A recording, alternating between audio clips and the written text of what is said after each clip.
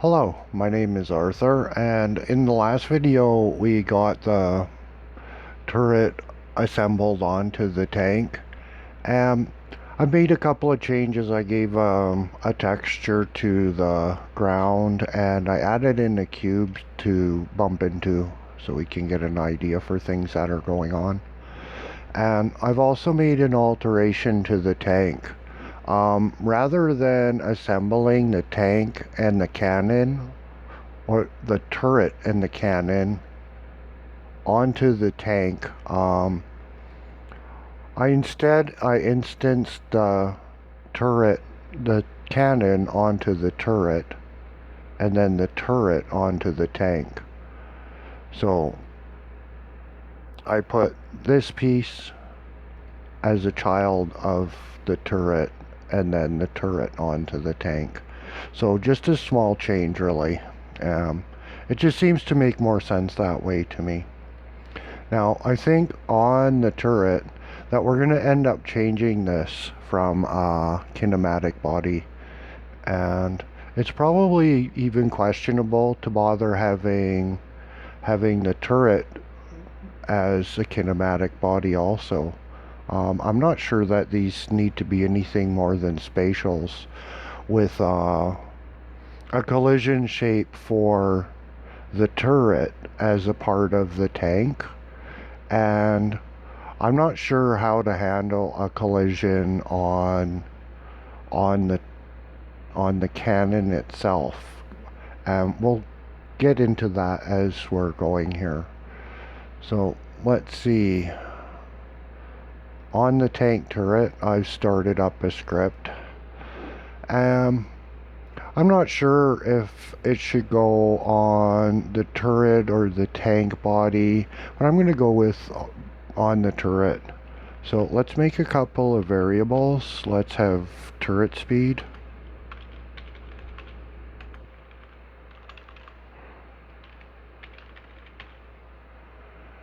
And we'll set that at about 0.5. And then we'll have, we'll call it the main gun.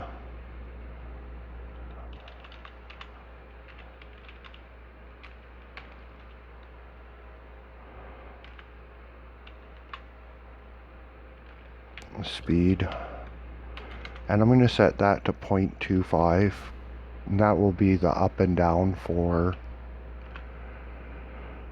the cannon. And we could call it the cannon or the main gun. I'm trying to be specific because I might want to try to add in a second gun. We'll see how things go. And then we're in function process. We'll just put a pass in there for now, and we'll have a look in the project settings. Now, I've given all the different inputs right up to a shoot button, I think. Yeah, I have a shoot. So I've put in a turret right, a turret left, which are the larger trigger buttons, the larger left-right buttons on my Logitech controller. And I put the cannon up and cannon down onto the D-pad, and just made the bottom button the bottom of the 4 buttons, which is, it's number 2 on a Logitech, or I guess across on an Xbox.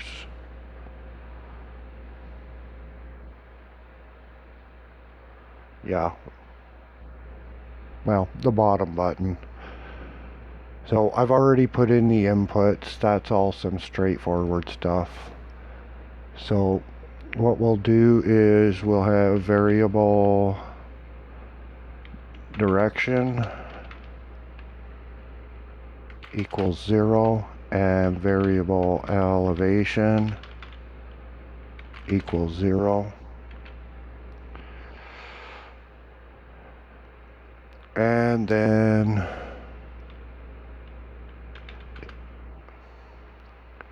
we'll look for our input. If input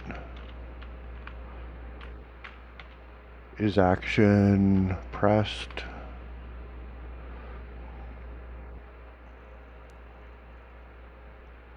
Let's go turret left.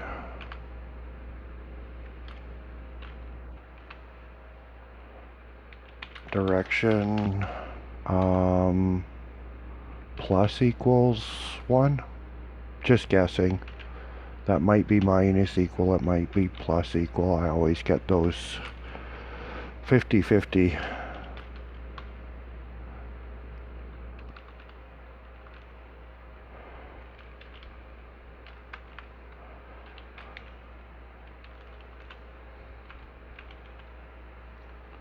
Is action pressed? Turret right.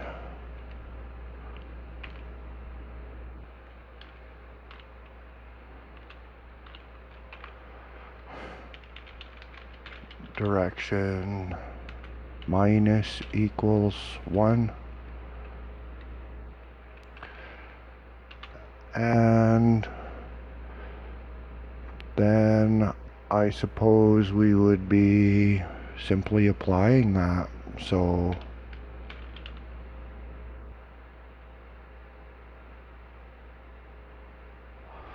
rotation degrees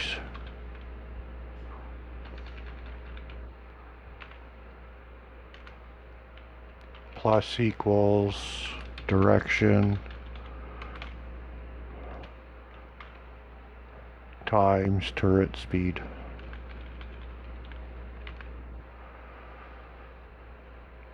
So that should get the turret rotating.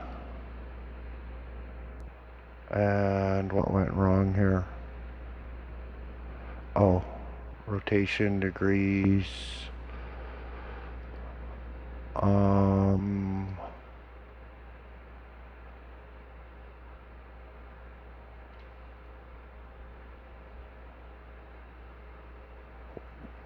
Y? Yeah, rotation degrees Y.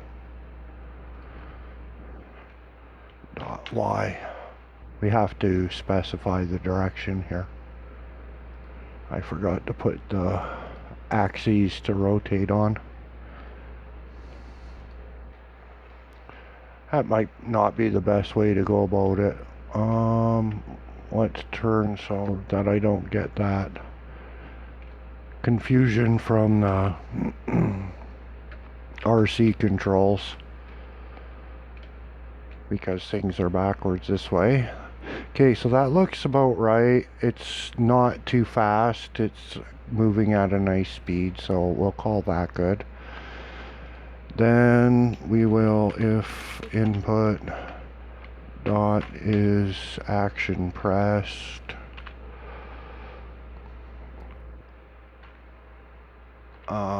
up,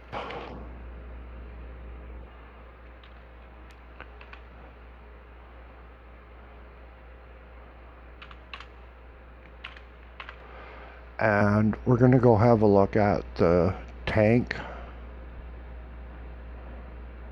And just for a minute, we're going to make editable children. So we'll look at that from a side view.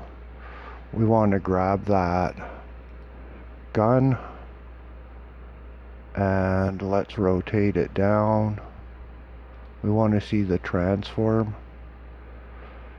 So let's call its maximum down as 5. So we'll just undo that.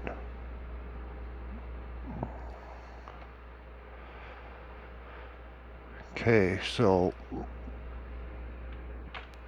if rotation degrees dot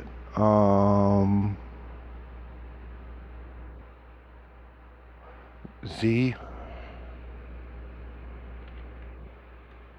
is less than 5,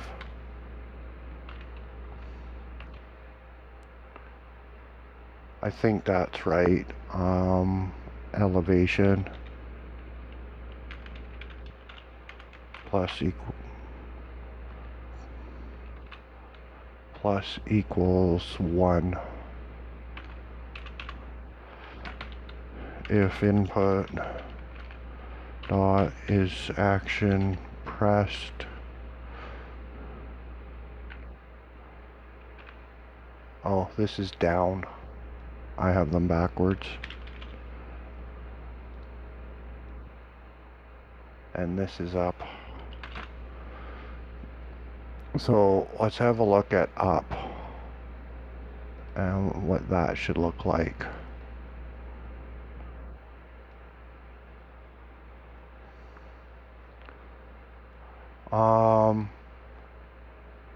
I don't really know how high it should be able to go. I'm going to call it 30 as its maximum. So we'll just undo that, and we'll set this back to non-edible children. Okay. So we'll save that. So back into the turret. So less than 5 if rotation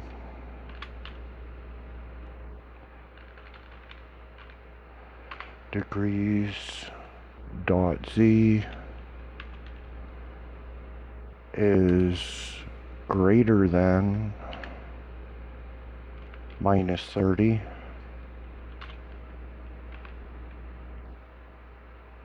I don't know what that is.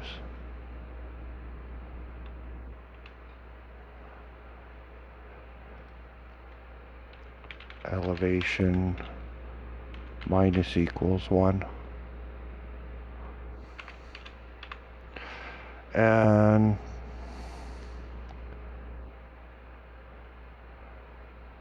okay, here's our problem here. We're not checking the right rotation. So this rotation degrees here should be $, tank 120 millimeter, not rotation degrees.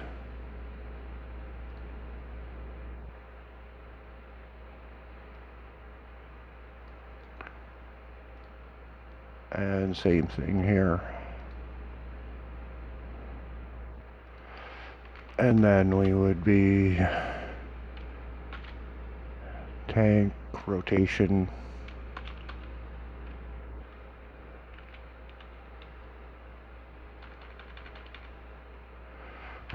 degrees dot z plus equals elevation times main gun speed. So that should only let it lift or lower when it's inside of this range. I believe that's how that should work.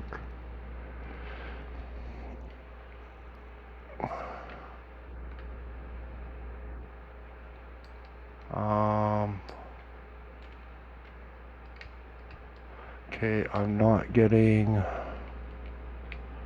turret movement here.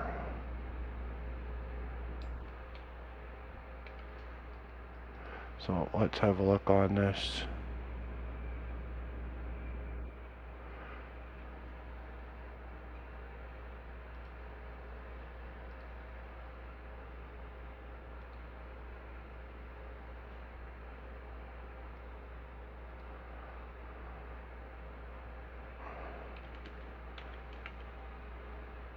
And check the script for what's going wrong. 120 millimeter down.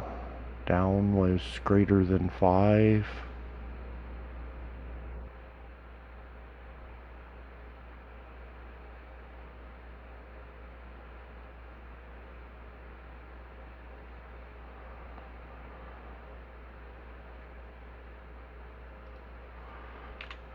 Maybe it's just too slow or something, I don't know. Not sure. I'm sure when I look at it close enough I'll see some reason why that's not working.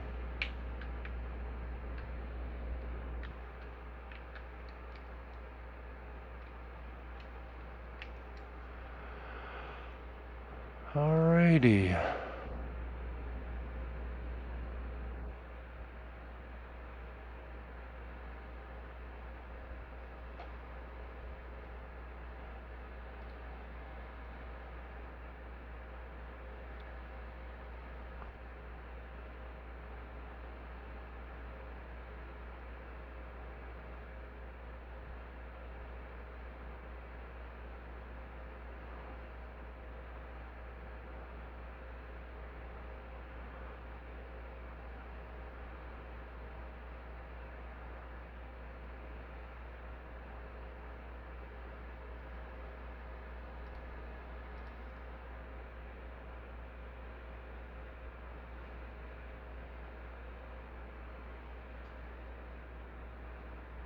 Yeah, I'm not seeing a reason why this isn't working.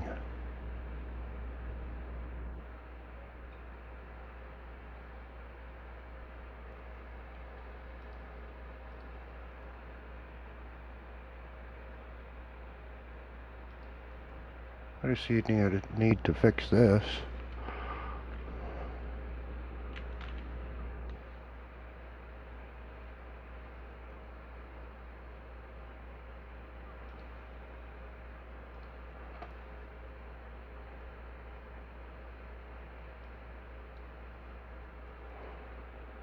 That's what's going on is, whoops. Oh, let's bring up the size of that. There's what's actually going on is a typo. That compounded to where this action was not actually being pressed. So I had minus instead of an underscore on up, and then I had changed up and down. So it created two strings that don't exist in the inputs list. So yeah, this is all working. It's just a silly typo in the string there. I don't like to spend people's time on stuff like that, but stuff like that happens, and oh, that's neat. Get a little jarring from that. Now, there's certain parts of a collision shape on the gun I'm not sure about.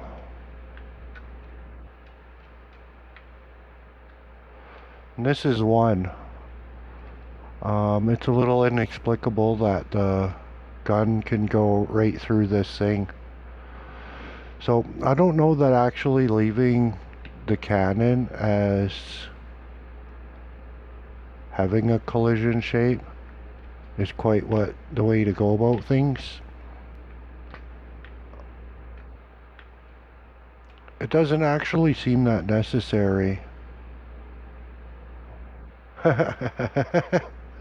That's about a testament to how good of an idea that is, isn't it? So yeah, now I bet we can clear up that problem pretty easily. There was another adjustment I made onto the tank that bears noting, and we can just take, and what we'll do is we'll disable these two collision shapes. These are the two capsules that I put on the bottom of the tank, and these have a purpose. So let's take that 120 millimeter. Let's change the nature of this. Let's change its type to simply being a spatial. And we'll lose the collision shape entirely. So we'll just save that. We'll go back into floor. And we'll see if we get any crazy physics now.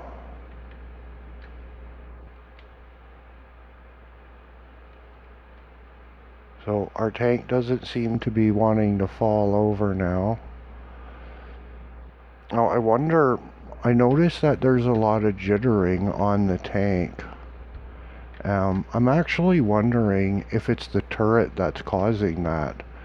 So I think it's worth looking at the turret and experimenting with changing its type as well to a spatial. So we'll just delete the collision shape. Okay. And then in the script, we're going to change this to extend spatial.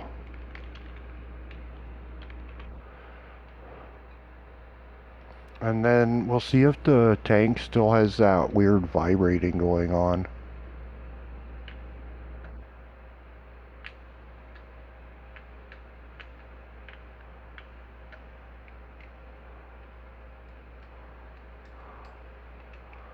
Okay, don't shoot.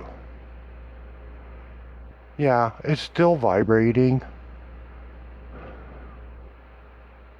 But I'm thinking that this is the way that the turret should be. And Right now, because I don't actually have a great solution for it, I'm willing to ignore the fact the turret can pass into the block or into things. That one's not so easy to solve. So let's look at the purpose of those two capsules on the tank. So we have marshmallow ground here.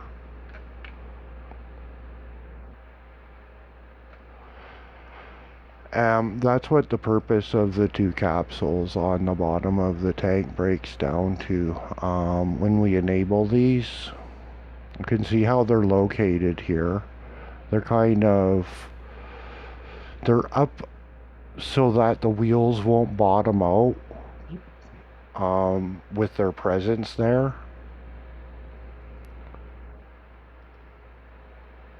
And they're down far enough and of a length to stop the marshmallow floor. So with it like that, we're not going to marshmallow into the floor so easily.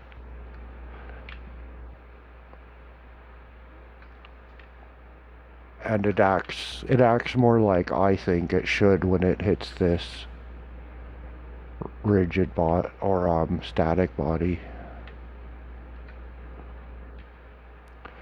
So in the next video, we'll look at getting, we'll get something coming out of the cannon.